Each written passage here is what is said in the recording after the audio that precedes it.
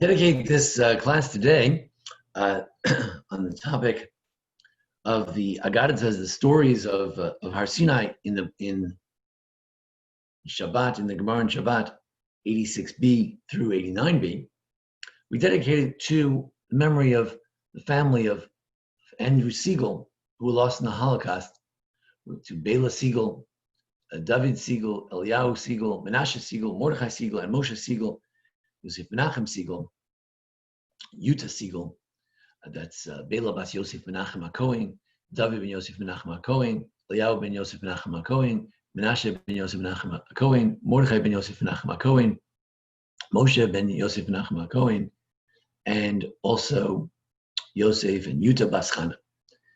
And Yizichram Baruch, may the memory continue to be a blessing. Their families in New Jersey and Israel, Memphis, and throughout the world should continue to be an inspiration and a nechama to their souls as they continue in their tradition. I'm going to share with you the screen in just a moment, where we can take a look at the Agadots there in the stories, the Midrashim, that are found in Shabbat, in Talmud and Shabbat, and based on that, we can understand something about the dual nature of receiving the Torah.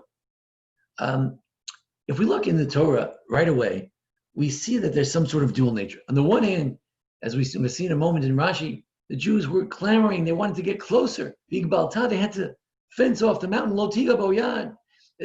Be careful! Don't get close. We're gonna stone you. We're gonna shoot an arrow at you if you get too close to Mount Sinai.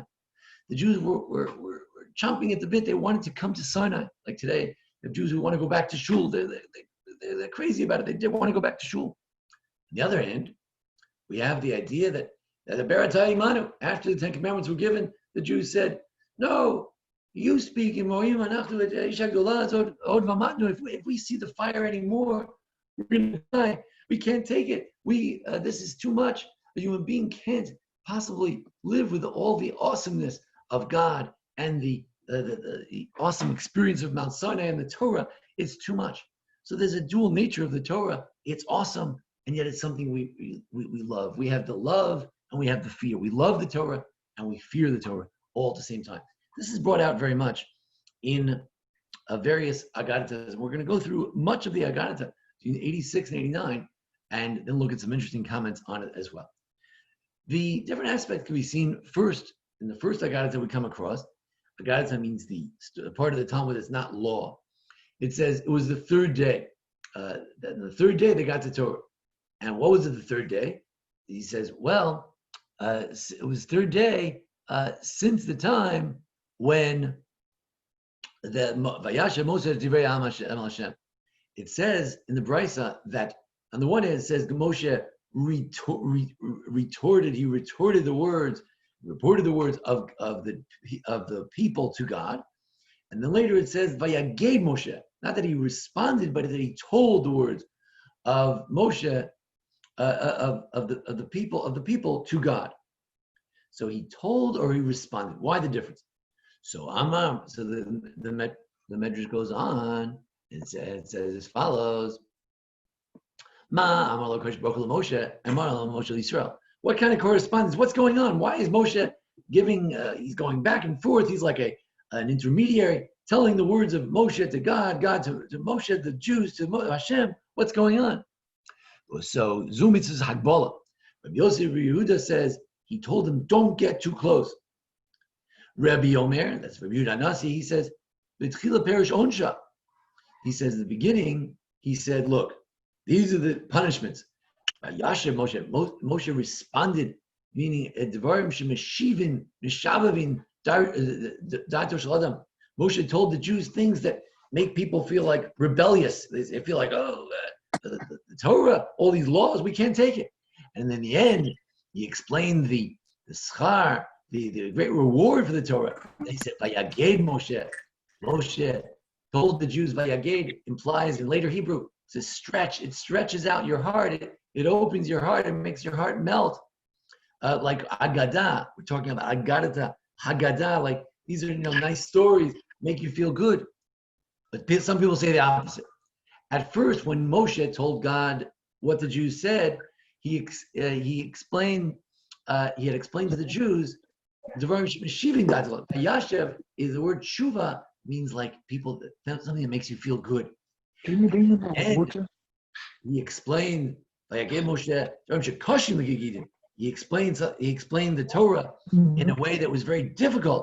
Like a sinew is very hard. If you're trying to eat a steak and you bump into a sinew, it's very hard. So we have here right away in this Agadot, this story about Mount Sinai, that there were two aspects to what Moshe and God and the people were discussing. One is that the Torah it's very appealing. There's a lot of reward for the Torah. And the other is that it's very hard. It makes you rebellious when you hear it. What? I have to do these things. If I don't do them, I'm in trouble. So there are two aspects of Torah. One aspect, that which is hard to hear. The other is Moshech Libosh L'Adam. It pulls your heart. And after all, as you mentioned the other day in another class, it reminds us of the Rashi in Chumash. I'm just going to put you on mute for a second. It reminds us of the Rashi in Chumash, where Rashi said that why did God have to speak to the Beit Yaakov and the Bnei Yisrael? What's the difference of Beit Yaakov, Beit Yaakov, and the Bnei Yisrael? He says, well, there are things you speak gently to the women, and then there are hard things like the punishments and some of the details that you have to tell to the men in a hard way. So forget about the gender roles, but very simply, there are two aspects of Torah. There's this soft stuff, the mushy stuff, the midrashim that everybody enjoys, the reward, the benefits, the good stuff nobody can deny. And then there's other parts of Torah that are hard, like wormwood. They're hard, like a sinew. They're difficult. Then we see that there are different attitudes to the Torah. We're talking about the dual nature of Torah. So we find we're going through the Agadot and Shabbat, we're finding this dual attitude. So number one, the words themselves have different aspects, and then our attitude, our reaction to the Torah can also be two different ways.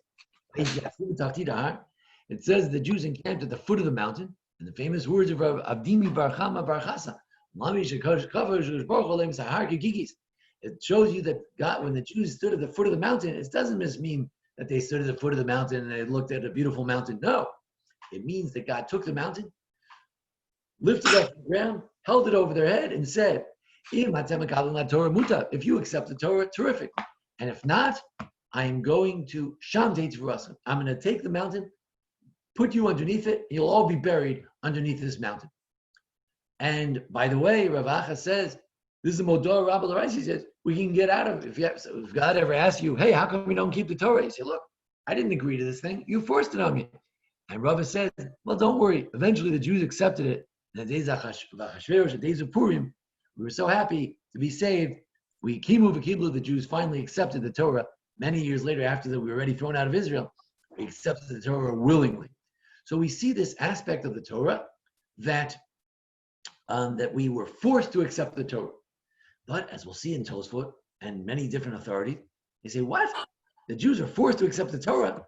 Doesn't everybody know that the Jews said, Nasa V'nishma? They said, we will do it, and then we'll find out about it later. So we have these a dual element. On the one hand, the Jews were forced to get the Torah. On the other hand, the Jews said, sure, bring it on. Well, whatever you say, we will do. Then we have the experience. Experientially, there were two aspects to it. Amar Chizkiah, the great Amor Chizkiah, he said, my dicti, what does it mean? You told us the laws from the heavens, and then the land feared and it was quiet. If it feared, why was it so peaceful? If it was peaceful, why was it fearful? So which one was it? So Ela B'tchila Yara, Zof Shakta. First, the world worried, and then the world was quiet. Why was it afraid? Like Reish Lakish, one of the great rabbis in Israel, said, "My dichtiv ayiv erev vayvoker." Why does Yom Hashishi? Every Friday night we say Yom Hashishi. Why Hashishi? The sixth day. Which one? The sixth day when the Jews got the Torah on the sixth day of Sivan tonight. God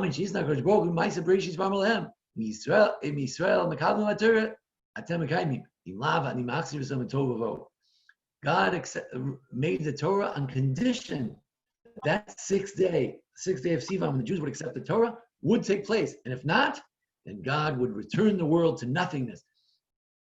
So the world was scared.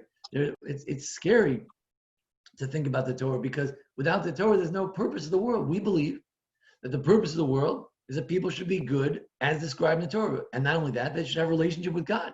They should know that the one who created the world is good, and he wants things to be good for us because he is good. The proof that he's good is that he created us, because he didn't need us. So we have this idea that there was fear and there was silence. The world was happy to get the Torah, but once the Jews got the Torah, they were happy. But at first they were scared, because they said, if we don't accept it, the world will fall apart, because the whole world is there for us to accept the Torah. And we have another Agadot. I'm showing you that all these stories in the Gemara, all these Agadots about Mount Sinai, bring out the dual element of the Torah. Darash Reb Simoy, one of the great Darshans, he said the following: when the Jews said, we will do the Torah, and then we'll find out later what it says in the Torah. We'll just do it. And it's very magnanimous of the Jews to do that. So, Bo, Shishim, Ribo, Mamal Cheshar, a whole army of 600,000 angels corresponding to the number of Jews. And Koshulo Shniksor, each angel came to each Jew and put a crown on his head. One because the Jews said they would accept it, and one because the Jews said they would listen to it. So that we got a crown for this. Okay, so this shows you that the Jews were very willing to accept the Torah. This is the aspect that the Jews were excited to accept the Torah. And it was such a wonderful thing. The angels thought we deserved a crown for this. When the Jews sinned, then the angels came. Malachei Chavala, bad angels came, and they took the crowns off of us. And it says, a very strange pasuk, that the Jews took off their adornments from Mount Sinai. Or the Jews were wearing jewelry at Mount Sinai. The people had nose rings and they took them off. It's not clear. But the Midrash says it was the crown that they had gotten. Notice, why are the angels so excited about this idea? Because angels are there, they're really messengers. Malach means messenger. Malach is a messenger. So they're there to do the message of the messenger work of God. Whatever God says, that's what they do.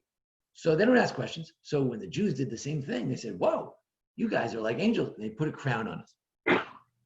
Now, Amar Rabbi Chama Bachina, the other rabbi we mentioned before, he said, Bechoriv Tanu, Bechoriv Parka, they took it, they put on their crowns at Sinai, and they took them off at Sinai as well when they sinned with the golden calf. And Rabbi Yochanan says, Kulam Zacha Moshe v'Natlan. Moshe had these crowns. He took the crowns away from them and he wore it.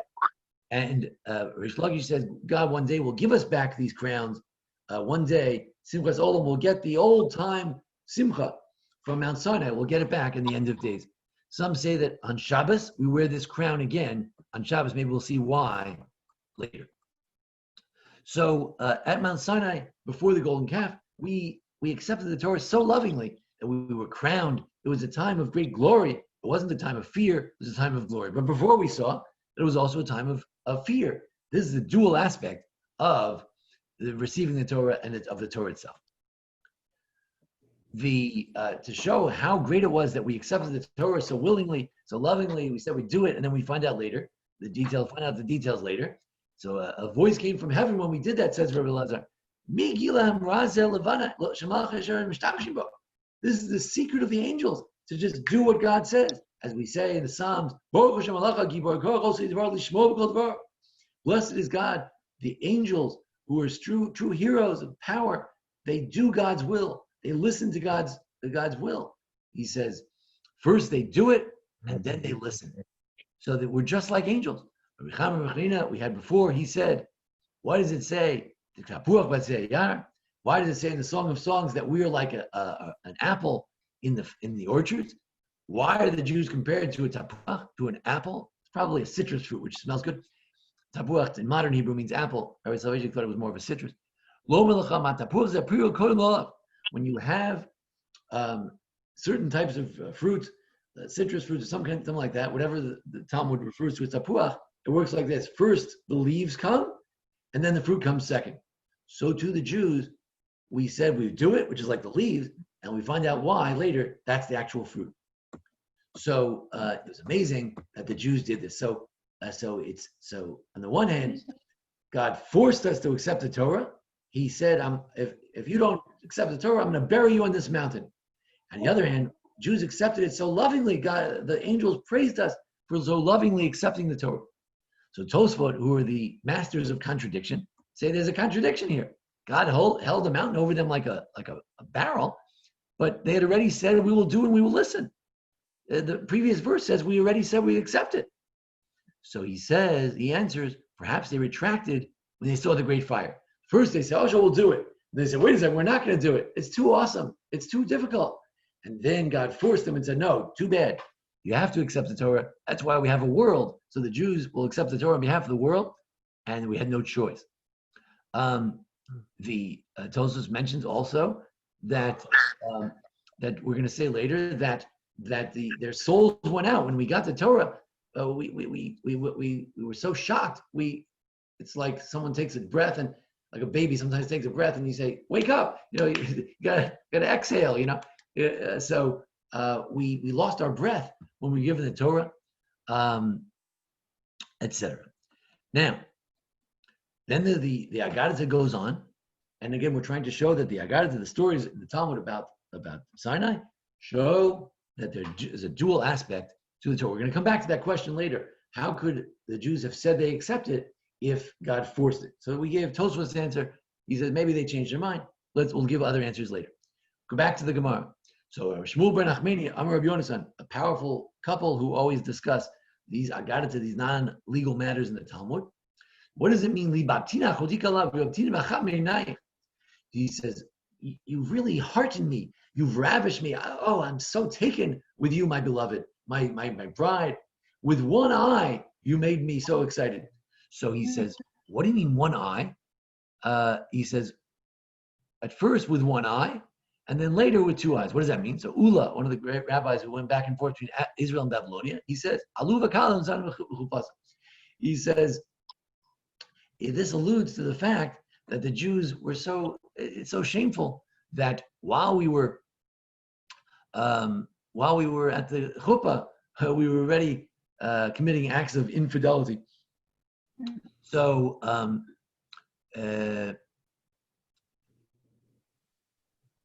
so let's skip that part for now. Moving along. Rabbi Yochanan says, Hashem yitanomer avasot tzvarav.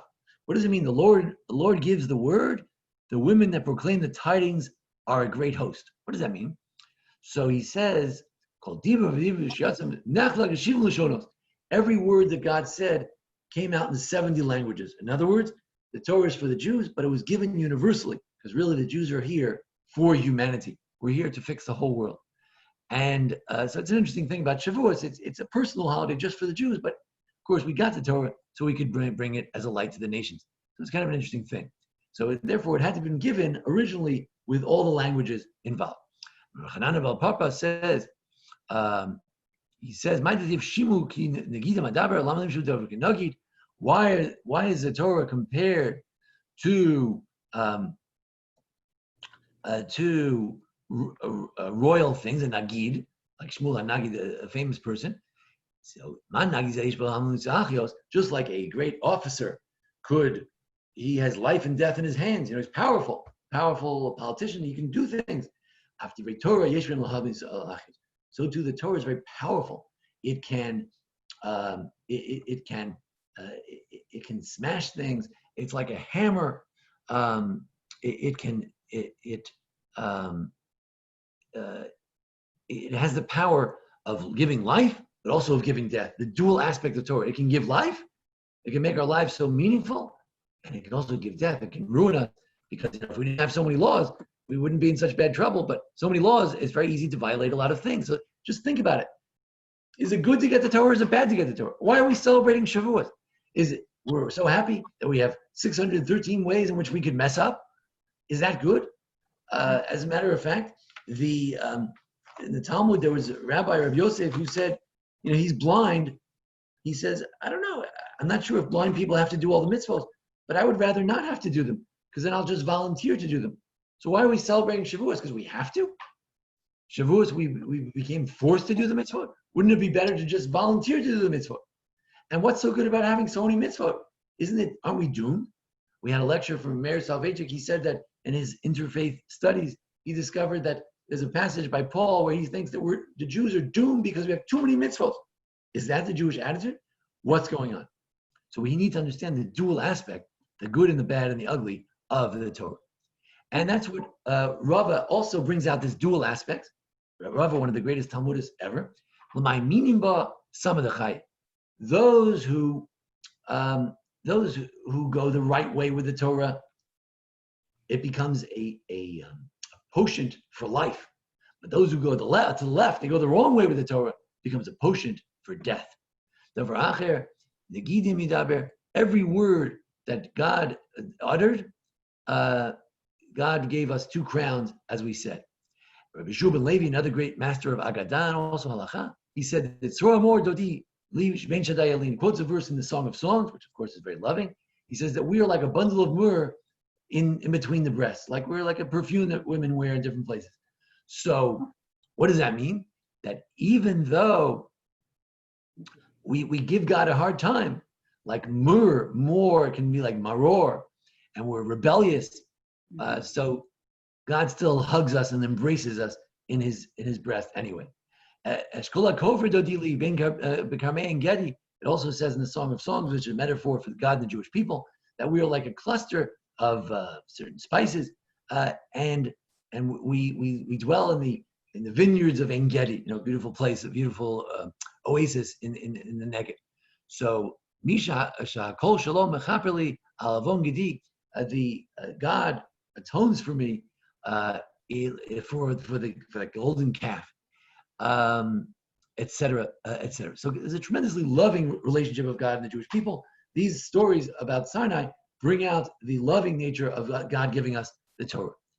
But continuing this theme of the spices and the myrrh from the Song of Songs, so Amar Rabbi Shua ben Levi, this great master of Midrash and also halacha in the first generation of Talmud in Israel, he said, "Lechayav karugada bosem," that your cheeks are like rows of spices. Looks like you went to a spice orchard. What does that mean? That for every word that God said, the whole world filled with spices. This is one of the aspects of Torah. Torah is like a beautiful perfume. But before we said, it was like a threat to kill us. But he says, so the Talmud asks a funny question. If the whole world fills with spice, with a beautiful smell of, let's say, Chanel number 5, when every word he said, the whole world filled with Chanel. He says, yeah, but then the next word, where could the smell go? It would get all mixed up. The next one smelled like cinnamon. But the whole world already smells like the perfume. So what's going to happen? So God figured it out. He was able to get it done. God can do special things. But I don't really understand that, but that's an interesting question. Rishu ben Levi continues. He says, every word that God said, their souls went out. Now, if you think about it, that's the opposite of what he just said. On the one hand, he said, Rabbi Yeshua ben Levi said, he's one of the great mystics, one of the great pious people. He used to hang out with Elijah the prophet. He said, on the one hand, every word that God said, it was like spices, like perfume. It was so amazing. But on the other hand, every word that God said, we died. We were like, huh? You mean we have to do that? You mean we can't do this? We die. Our souls went out. It's like something breathtaking, right? It takes away your breath. And so he says, if we died the first time, how do we ever get the second one? Because the rabbis say we heard at least 2 of them. Some say we heard the whole thing. He says, God brought us back to life. He brought the dew from heaven, and he brought us back to life each time. So the Torah revived us. Each word revived us, and it killed us too. And Rabbi Yeshua ben Levi continues. It was so frightening. The Jews ran away. They stood far away. He said, how far was it? 12 miles. I don't know, miles or whatever measurements they used in those days.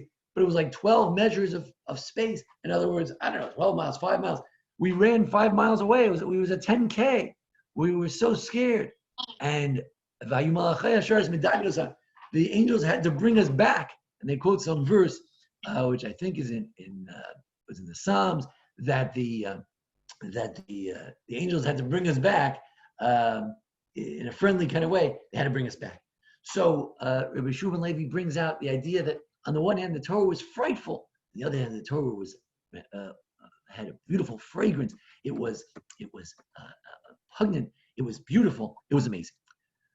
Then if we ask, what is Mount Sinai? What's the nature of Sinai? That particular place where we were, does that have a dual nature? So a certain rabbi once asked Rav Kahana, one of the great rabbis, an interesting smile. Amai Har Sinai? He says, what is Har Sinai? What does that mean? Sinai, a funny word. It's not really Hebrew.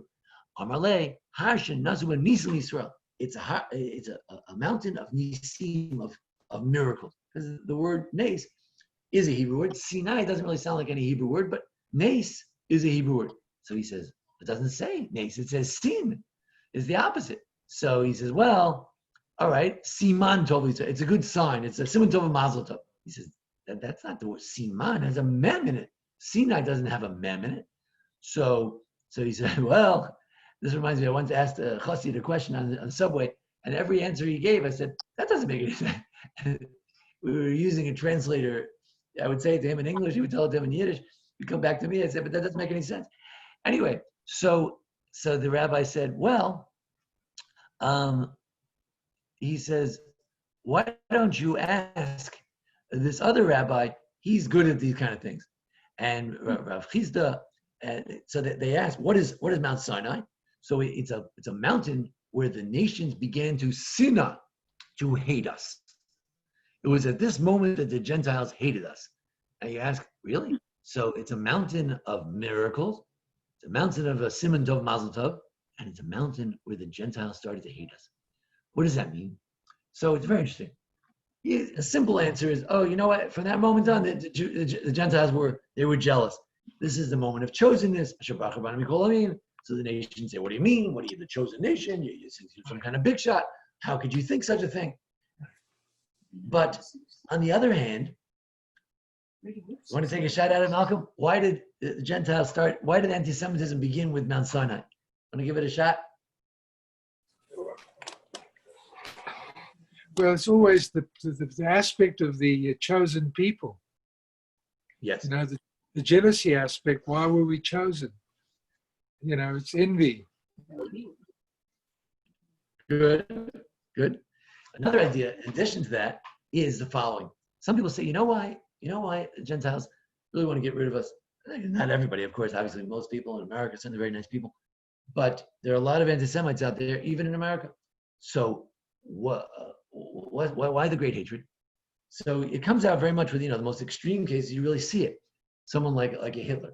What would it mean to chase down every Jew in Poland and Russia, try to find every Jew and kill them? Why? Because if there are Jews, then there's a Torah. And if there's a Torah, then there's morality. And if there's morality, then I can't do whatever I want to do. So who are the biggest party poopers in the whole world? The Jews. Because we have this story that there's a moral God and he has certain demands from us. They say, no, God is love and he loves us and that's all. And that's good enough. You don't have to do anything. You just have to love God. Believe in God is good enough. So the Jews come and say, no, there are very specific things you have to do. And if not, you're in big trouble. So the Jews, not because we're Jews, because we represent a certain idea. So at this moment, when we got the laws, the world couldn't stand this anymore. So it's very interesting. On the one hand, the Torah is full of spices. On the other hand, it was at that moment, tremendous hatred came in the world. The dual nature of Mount Sinai. Good. He also makes a drush about other names of Mount Sinai. Good. And then,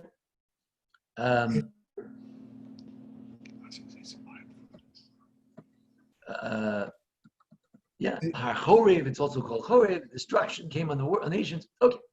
Now we go back to that question. Question was asked by Tosfot. But wait a second, you can't have it both ways. You can't say that the Jews accepted the Torah willingly, lovingly, and they said they'd do it before they'd even hear about it. And then they also say that we were forced to do it. So which one is it? So there was a Rav Yosef Chaim of Baghdad. He wrote one of the Shulchan Aruchs for Sfardim, the Ben Ish Chai, and he lived in Baghdad in the 19th century. Well, we Ashkenazic snobs, we sometimes think that all the great pious sages come from the Europe. There were great sages in Baghdad as well. So it was a great city. It was a magnificent city, and he was one of the great scholars. So he says, I'll tell you, maybe when we accepted the Torah, we accepted it like the Karaites. We said, oh, sure, love your neighbor, don't kill anybody. Sounds great. We accept it. Oh, but you have all these laws and the details and all that. No. The Talmud, 5,000 pages, we don't accept that part. So for that part, we needed some help. God had to force us to accept that as well. The Madani Yontav, Rabbi Yom Tov Lupin Heller, great scholar who commented on the Mishnah. So he says, on Shabbos, we always say, we always talk about God gave us with love. If you look at the Kiddush tonight, it doesn't say love. But Shabbos, we always talk about love. So he says, why? Because before Mount Sinai, we went to Mara. And Mara, we get the man. When we got the man, we said, oh, this is great. We get free fruit. Everybody's happy. We get a free Kiddush. There's no question. So the Shabbos was told to us at Mara when we got the man. So we were happy. We accepted that with love. So that's given with love. But the rest of the mitzvos were not accepted with love. And that was different. And that's why we say, V'shamru b'nei Yisrael Shabbos. The Jews kept the Shabbos. The Jews were happy to keep Shabbos. That was no problem. The Jews have a love affair with Shabbos. That's not the problem. The problem is all the other mitzvos the Jews don't accept. Even today, most traditional Jews make Kiddush and things. We can complain about how people observe Shabbos. But probably in Israel, most people, they have Friday night dinner, they make Kiddush. People say Shabbat Shalom. So that's also part of Shabbos, is recognizing today is not Saturday. It's not Friday night, it's Shabbos. Okay. Now, there were many other answers. I'm believing there's a whole literature about this. But Meir Arik was one of the great geniuses about 100 years ago. He said, we were forced, but it's known that every Jew in their heart wants to do what's right. So it's true, we were forced, but really, when we said we would do it, that expressed our true desire. The Sfat Emet, I often quote the Ger Rebbe. He says, if you tell me I have to keep Shabbos kosher, okay, fine. But if someone puts a gun to my head and says, here, turn this light on Shabbos or I'll kill you, I'd like to live. So he says, okay, when it comes to life comes first before anything, except idolatry, immorality, and murder. And those three things, you have to die rather than do it. So the Jews said, that I don't accept. We have to die for the Torah. That's going too far. So God says, no. You're going to die right here if you don't accept it. God forced us to accept that part of the Torah, which is more difficult. A Jew moves to Israel, he has to fight in the army. A lot of us, hesitate to do that. It's not so easy. Give credit to the Israelis. They go in the army, they put their life on the line, they put their children's life on the line. That's something that's unbelievable. You have to force an American to think like that. So that God had to force us to do. Although there's an idea that Jews lovingly accept that. We're happy to die for God whenever we need to. Hopefully we don't have to, but if we need to. There's a midrash that uses a halachic trick to explain this question. I didn't see someone else quoted the midrash. I don't know where it is. When we came to get the Torah, he forced us to get the Torah. So he said, forced? That sounds like, you'll forgive me, but it sounds like rape.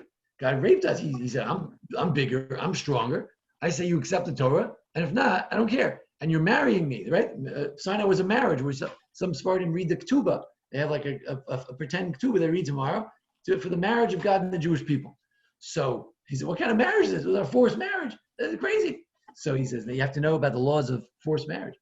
The old law in the Torah worked like this. It's very, very strange for us as modern people, but this is the way it worked in those days. If a woman was raped, she was finished. She had a terrible reputation, and everybody blamed it on her. And then in the Middle East, sometimes they would kill you.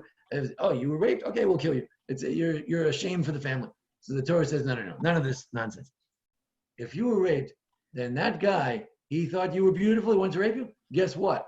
He has to be married to you. He can never divorce you. Again, in modern mind, this was like a horror story. But if you don't want to marry him, it's fine. But if she feels desperate that no one's going to marry her now, and the only one's going to marry is this guy, the rapist, so then he has to marry her, and he can never divorce her. She can divorce him, but she doesn't have to marry. But he can never divorce her. So therefore, God forced us to accept the Torah. He forced us to marry him. You know why? Because then they can never get divorced. So that's the measure. Moving along, the Maharal says that in his book Netzach Yisrael, he says, he says, what do you mean? God forced us. We said we do it. Why do you have to force us? So the answer is that if we would have accepted the Torah, said, well, the Torah, sure, we'll accept it, no problem. He says, then, from then on, Jews would think, I accepted it, But today I don't accept it. That was before I found out about the Israeli army or about dying because of idolatry. But right now I'm done with it. I accepted it. Now I reject it. He says, no. You're forced to accept it. You can never reject it. Then the Ritva, the Spanish commentator from the Middle Ages, he says, he says, I know you people. You accept it today, but maybe tomorrow you're going to reject it. So he says, I force you now, in case you change your mind later. And this he quotes from the Tosfot, which apparently the Tosfot are Rush, where he says that maybe he was afraid that they would not just back out in the Middle Ages 100 years later, 1,000 years later. They would back out right there. When they saw the great fire and the lightning and the thunder, maybe they'd back out. So he forced them. He says, look, no matter what happens over here, you're accepting this, whether you like it or not. The Haflah of Chaim Pinchas Horowitz said the following. He says, if we would have accepted the Torah, so God would say, oh, that's so nice, you love me, I love you. That's so beautiful. But of course, I only love you because you love me. But sometimes a husband gets really mad at the wife, so the wife says, well, if you're so mean and you don't love me, then I don't love you either. So he says, no. This marriage is a very weird marriage. It's not based on whether you love me. I don't care. So even if I force you and you say, oh, I don't love you, this is terrible. I want to get me out of here. I want to run 5 miles away. So he says, well, guess what? This marriage is not based on whether you like it or not. This marriage is a different kind of marriage. It's a bris, it's a covenant forever. And if we don't like it, we're still locked into it. God doesn't love us because we love him. He loves us because he just loves us. It's a love based on nothing. Like a mother for a child. The child is born, so the mother loves the baby. Does the baby love the mother? Who cares? The mother loves the baby. If the boy becomes an axe murderer, probably she still loves him anyway. Why? Because it's not dependent on anything. Same thing with God and the Jewish people. Maram Shik gives another answer. He lived, I think, in the 19th century. So he said,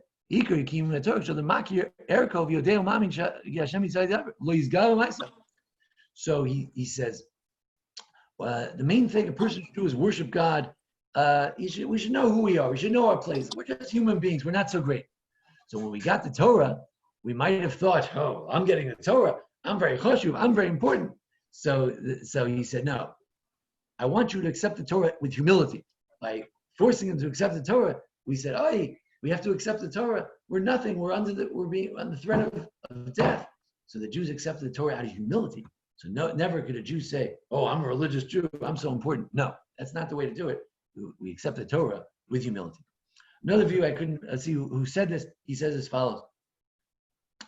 Moshe accepted the Torah willingly. The rest of the Jews were forced to accept it. I'm not sure how to work that out. One of this Hasidic commentaries, Bat Ayin, I'm not sure when he lived exactly, he said, usually, what you have to do is, if you want to be holy, you got to get rid of all your bad habits. You got to throw away the bottle, you got to throw away all the drugs, and then you'll be straight and you can go on a good path. So, what do the Jews do? They said, no. We don't want to get rid of any of the bad stuff, but we'll do it. Any of the positive commandments. We'll make kiddush, we'll take a lulav, we'll listen to the shofar, we'll give tzedakah, anything positive. That's all good stuff. That's fun stuff. We'll do it. And as far as the negative things, that's a little bit negative. We don't like that so much. Like Americans, we like positive things. Very positive people. So he says, no, you guys made a mistake. You want to focus just on the positive. So he forced them and he said, no, you got to switch it around. You can't just focus on, if you want to get to something good, you have to shed the bad. You have to focus on the bad as well. You have to listen when God says, don't do it. You have to listen to that as well. And that's the dual aspect of Torah, the positive and the negative. 365 negative and 248 positive. Rabbi Uriel Sharkey is a wonderful teacher in Machon Meir in Israel. He teaches at Machon Herzog too. He said, why do we read Ruth on Shavuos? So we had 4 classes on Shavuos. We talked about it. There's so many things to say about Shavuos. Such a wonderful book. But he said something new I didn't even think of. He says, you know why we read the book of Ruth on Shavuos? It's a corrective. What's a corrective? He says, we get to what would happen on Shavuos? We got the Torah. What's the Torah? Book of laws. What do the Christians say about the Torah? Oh, it's the God of law. We're under the law. It's terrible to be under the law. Under the law, to keep all these laws, and if you don't keep the laws, God doesn't love you, and it's no good. It's not what we said. We said God loves you all the time. But one can get the impression, a learned Jew could get the impression, the Torah is miserable. The Torah is just misery. It's just one law after the other. If you don't do this, you're in trouble. If you do this, you're in trouble. There's so many things. It's terrible. And that's why every time we learn, we always quote the Mishnah at the end of Makos.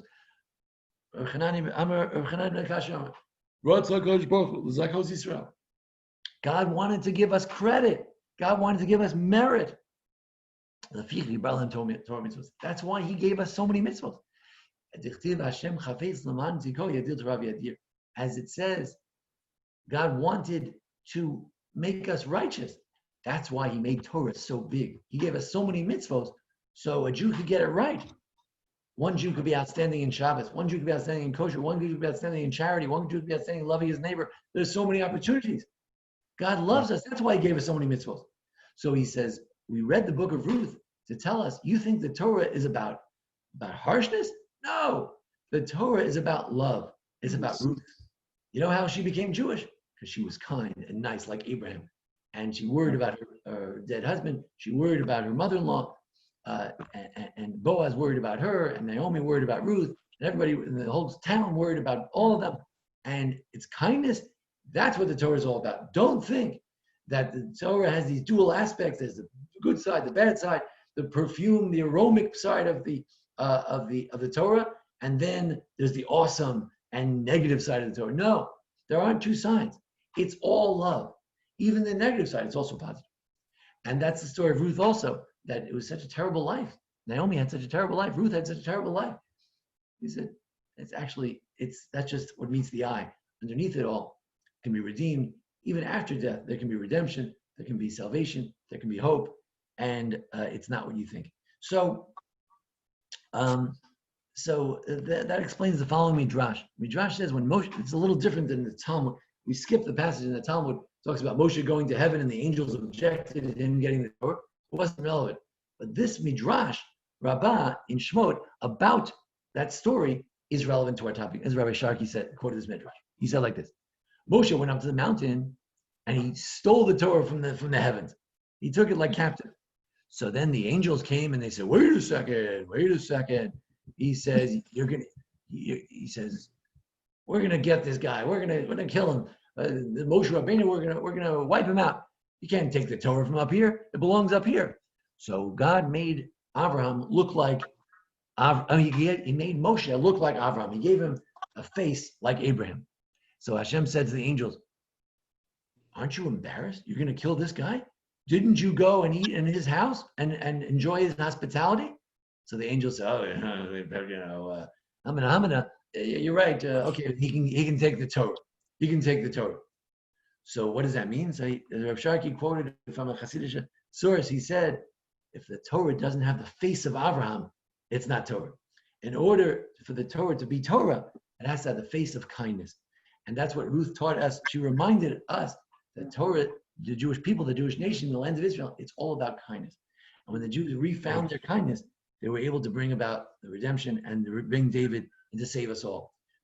So on the one hand, our class today was about the dual nature of Torah. Torah has this awesome aspect that's just so scary. You want to take a 5K mile run in the opposite direction. And then on the other hand, Torah is balsamic. Torah is aromatic. Torah is enlivening. It gives us life, and Torah is chesed. But in the end, which element is dominant? So we read the book of Ruth as if to say, you know what? In the end, it's something like Ruth the convert. You want to run toward it, not away from it. It's something that's all about kindness. It's all about chesed. Even the more difficult aspects that seem so scary, it's all about love. It's all about the marriage of God and the Jewish people. It's all about the love story of the Song of Songs, of the love of God and the Jewish people. It's not conditional love. Doesn't depend on whether we're good or we're bad or we can't handle it. We can't handle it. God loves us no matter what. And it's this story of how God has loved us, even with the golden calf, even with our thousands of years of sinfulness and rebelliousness. It's ultimately a story of love. So the dual nature of receiving the Torah indeed, I've shown that many of the Agadots, many of the stories from 86b to 89b, 3 pages of Talmud, many of the stories, I edited out some of the things were not relevant, but many of these stories are about the dual nature of Torah. But in the end, I believe that it's clear that the dominant aspect is that God wanted to give us credit and merit. He meant things for good for us, and that's why He gave us so many mitzvahs. So that's the conclusion of my lecture, and today's lecture should be in memory, again, for the Ilui Nishmas, memory of the beloved souls of the Sigel family, and it should be the merit of their entire family who were lost in the Holocaust. And we thank Erica Sigel family for sponsoring this beautiful lecture in their memory. Any questions or comments? Yehuda? Malcolm? Well, firstly, Rabbi, thank you for bringing all those wonderful stories together and the pro sources together. That was wonderful. I always am amazed at how somehow the rabbis and of course Moshe Rabbeinu, how he was a conduit for God. You know, we became a civilized society as Jews. We lived to a standard. It's a moral ethic we try to ascribe to. We all try to be better. It's like you've got to take the good and the bad and the ugly, as you said earlier. But that's what it's all about. It's that beautiful ethic. It's that beautiful moral that you can live by. But because it's actually of more value to you in bad times than in good times. When things are easy, it's easy to do everything. The essence is when things are working against somebody. How did people overcome the Holocaust? I mean, all our generations, we've had to deal with all kinds of things. We had to deal with the cruelty in Spain. And everywhere in the world, we've experienced anti-Semitism. But nonetheless, even in day-to-day life, we have to deal with difficult events and circumstances. But it's the kindness that comes out of the Torah that helps us live through and get over these difficult things. You know, it's like this terrible event we're going through now. You know, if we're kind and we're kind to other people, somewhere down the road, that kindness, we can't see that final thing of it. It's like you can never see God's face, but you can see His back. You can see where God has been involved. It's almost, I live by that. Because I think the events and circumstances in history where we don't see the back of God as to why it happened, Torah. I'm sorry, these events, when we see the back of God, I'm sorry? Yeah. Then we see the consequences of God's hand. That sometimes we don't see it when it happens, but sometimes after the fact, it's almost, I don't know how to explain to you. It's like with Ruth. Ruth's a good example of that. Ultimately, after all what she went through, ultimately the hand of God revealed itself. And that's where everybody could realize that this was a wonderful woman. There was a lot of love and a lot of kindness, a lot of chesed, and that ultimately laid the foundations for the desire to have the King David and to ultimately the Mashiach. You know, maybe I'm just giving it from a very personal perspective. I'm not as knowledgeable as you are or the rabbis. But I say it in humility, I've always believed in the hand of God. I believe in the hand of God. I can't always see why the hand is there, but when it reveals itself, just to me as a simple soul, I'm fortunate. I'm blessed for the many things that have happened to me in my life.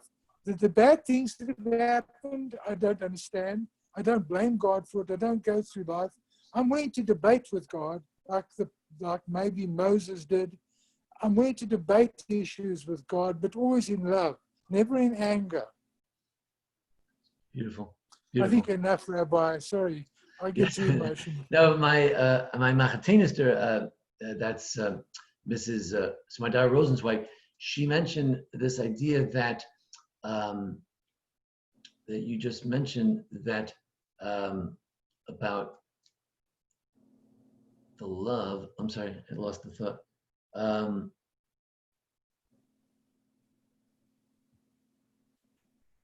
about difficult times, that we live in difficult times. We appreciate God. We appreciate the kindness. As she said, how the power of kindness to revive can't be underestimated. In other words, that through an act of kindness, they say in the camps they couldn't be very kind to each other because people had to survive. But the minute the camps were over, we were liberated, people began to share bread, and then they realized that they were human again. And that act of sharing, when like Nina Katz describes, after the Holocaust, there was a woman who came to her from one of the social workers and said, "You're a bright woman. You can't just have a remedial training. You need to get a degree." And she arranged for her to get all kinds of different degrees. And when she saw that, like, her whole world was destroyed, but there was a woman who showed kindness, and then that made everything better again. It brought her back to life. Absolutely. And so we have this Naomi. She's basically a dead woman. She's finished. She's hopeless. She's a woman with total depression. She would probably just starve to death and would be perfectly content with that. She was done. And Ruth was able to bring her back. Ruth and Boaz really brought her back to life. So it's interesting how kindness the power of kindness, and ultimately God's kindness, that even when we see such difficult things, when we then later see the kindness of God, we're just wowed by it. And somehow it makes everything not go away, but it gives a different perspective, and it makes us, appreciate His love. Sure, absolutely. All right. Rabbi, thank you very, very much. Sure. Thanks for joining us, and have a good Yantiv. And we have a Yizkor tonight at 6:30. If you want to join us, you're welcome to join us. Okay. Take care. Good Yantiv.